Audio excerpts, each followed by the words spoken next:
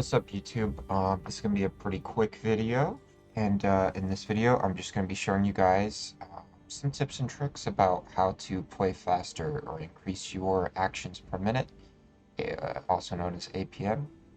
So yeah, it'll be a pretty quick video, not too much to it, but this some of this stuff will be very useful to you if you feel like you're playing too slow. So the first thing I want to show you guys, this is just a custom lobby.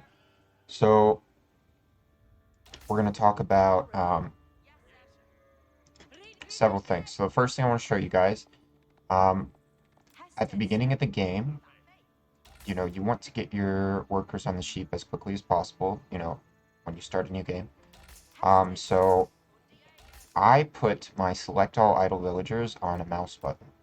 So when I start the game, the first thing I'll do is I'll just show you guys. We'll restart real quick. I mean, you've seen it in all my games, but first thing I'll do, I have the town center on my top mouse button, and on the lower mouse button I have select all idle villagers.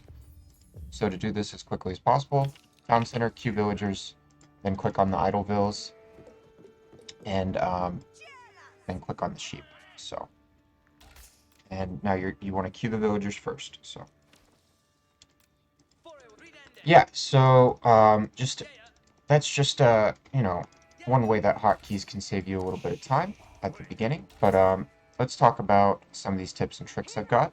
So first one I'm going to show you guys. This is very useful for if you're being raided.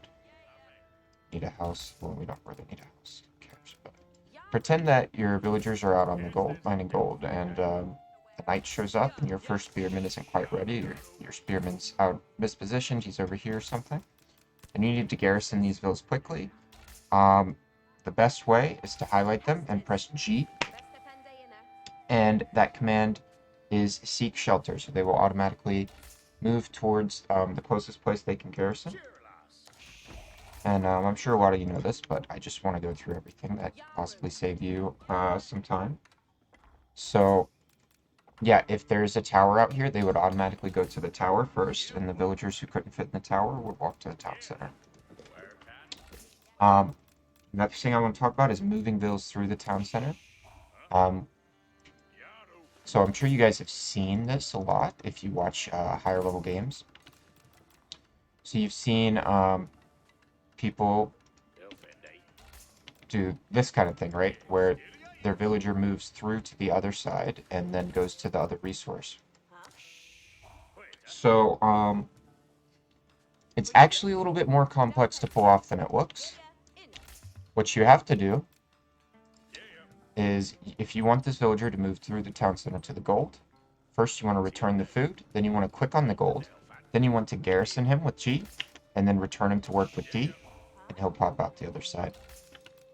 And yeah, it can be a little complex, so don't worry about this unless you are a little bit higher ranked and you're just trying to save yourself some villager time.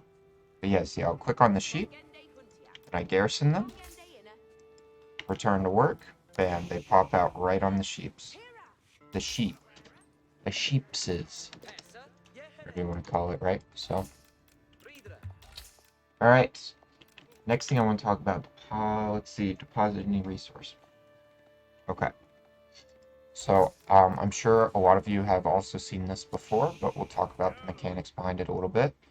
So right now, if you wanted to move these villagers to wood, the suggestion, what I would have said to do a long time ago, is you need to return your food first, right? So that they don't, lose that food. But the reality is actually, every time you build a new resource drop-off building, your villagers are going to drop off whatever resources they're holding. So if you wanted to send these villagers to gold, you would need to return the food first, right? Because there's already a mining camp. And you could do the little trick. But if you want to send these villagers to wood, and let's say they're holding some food, you don't need to worry about it because you haven't built the lumber camp yet. So this isn't going to work because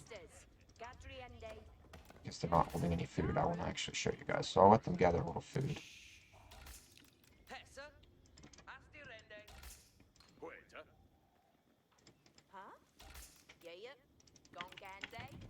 Franklin 40 houses, Mr. Bill.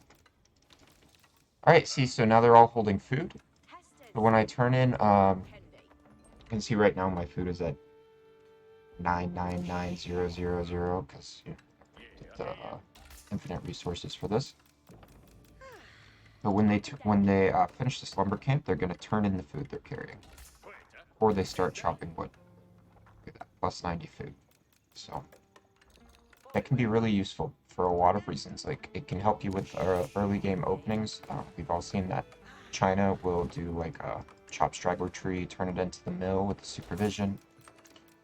But it can also just help you, like, if you're getting raided and you have to pull these villagers, you know, you don't have to worry about losing the resources, right? Let's say you pull them to stone. They're gonna go build this mining camp and turn into wood, right? And they're safe from whatever raiding force was over here. So, useful stuff. Alright. Pathing raids. Okay, so this is just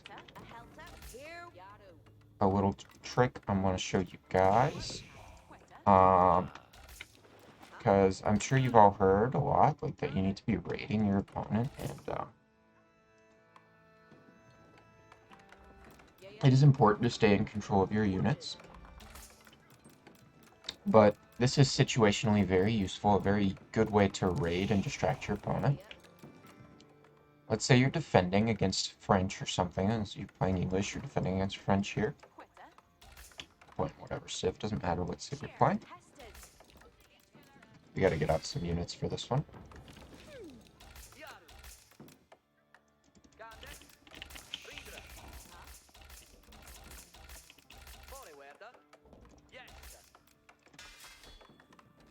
And, you know, I didn't scout the opponent's base yet, but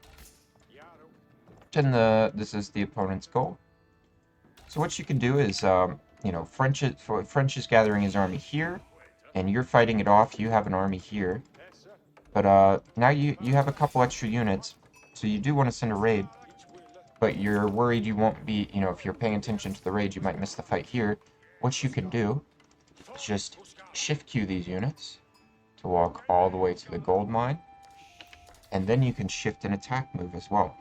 So they're going to walk all the way to the opponent's gold, pretend this is the opponent's gold, and then they're going to attack. And you want to walk them all the way here before you do the attack move. Otherwise, if they run into something stupid along the way, they'll attack it, like wolves, or if they come across a, you know, a house, or they might attack the mining, you know, lumber camp that's right here. They might attack something stupid, right? But, yeah. If you shift queue them all the way and then do the attack move, they'll attack the bills. Alright, so let's get on to the big things that are going to increase your APM. That is hotkeys, guys. You all know that you should be using hotkeys. I'm sure you know. I'm gonna bring back the sheep, because I'll show you guys something with the sheep. But hotkeys are super, super important. Always hotkey your army in your town center. You can switch between both quickly. At the beginning of the game, the scout is your army, right? But, you know, later in the game, the scout might not be your army. So it's important to also have a hotkey for your scout, which I just recently implemented, by the way, because, you know, still learning. But, I now have a hotkey for my scout, which is, for me, it's the left arrow key on the mouse. It's on the keyboard. It's not a super easy thing to press, but it's also not a hotkey I have to use too often, so, because most of the time I hotkey my scout as well with the number. But, yeah, always hotkey your army and your town center. Then I want to show you guys a trick with the villagers.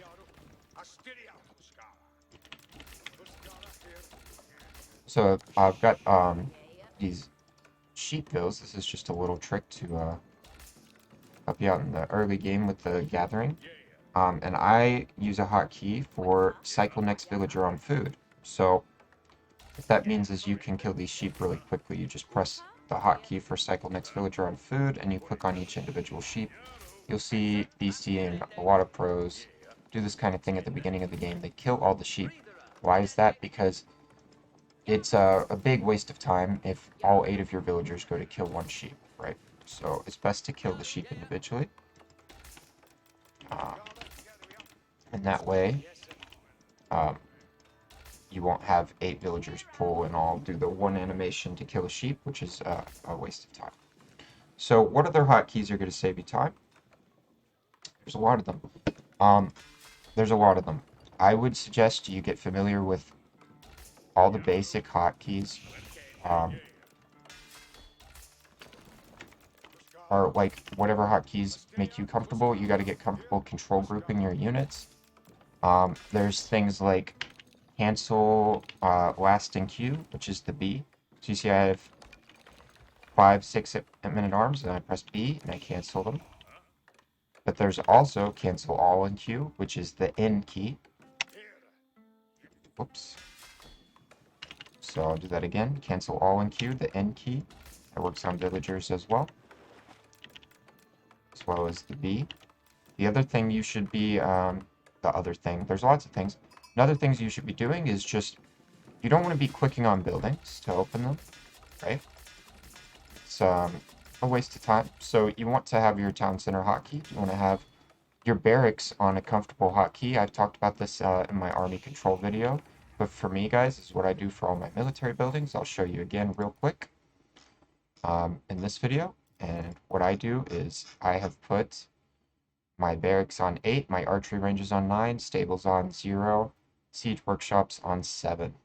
So anytime I press that number, it will pull up all my barracks, all my archery ranges, all my stables, all my siege workshops. Now I also have hotkeys for select all blacksmiths. I have select all keeps, and I have select all universities. You'll notice that for these I kept it simple, so I did Control K. That way I can always remember Control B and Control U. That makes it quite easy to remember. Control all universities is Control U, you know. It's you're matching the letters. It's stupid, but it works. Select all markets, Control M. These are things that I do actually use. For Ottomans, I have select all military schools on 6, and I would always leave the first 5 open for hotkeys in the game. So hotkeys that you set every game. Yeah, any little hotkey you learn like that is going to save you time, um, a lot of time. And this might be the most important part right here, guys. So this is the biggest thing that increased my APM personally, and that's learning these building hotkeys. When you click on a villager, you can press Q to go into the build mode here for the Q mode for the Dark Age, and then you can press Q again to build another house. You can press QW to build a mill. You can press QE to build a lumber camp. You can press QR to build a mining camp. And this is how you should always be building buildings. And I know that it seems like a lot of work, and it can seem quite tedious. It was something I was resistant towards when I first started playing the game. But it's actually extremely important, and this is just going to save you so much time, the better you get at it. You even do it for walls, QX, you know? You literally can do it for anything that can be built, right? So just like you want to be pressing, the keys instead of clicking in the buildings, you want to press W to make in an arms, it's the same thing with this. You want to be using these hotkeys at all times instead of going down here to click. Going down here to click, it actually does cost you a lot of time. And it may not seem like a lot, but I promise it costs you a lot of time in the long run. How can you practice these hotkeys? This will be the last little bit. How do you practice these hotkeys? So you could practice these, just by loading up a custom game and doing them. And there's hotkeys as well for the next ages. I never bothered to age up because it's just, a little tutorial. But I'm gonna show you guys a resource that will help you practice these hotkeys and get them all down and really master them. Because this kind of thing is going to save you a lot of time, like a lot of time. So that resource is going to be I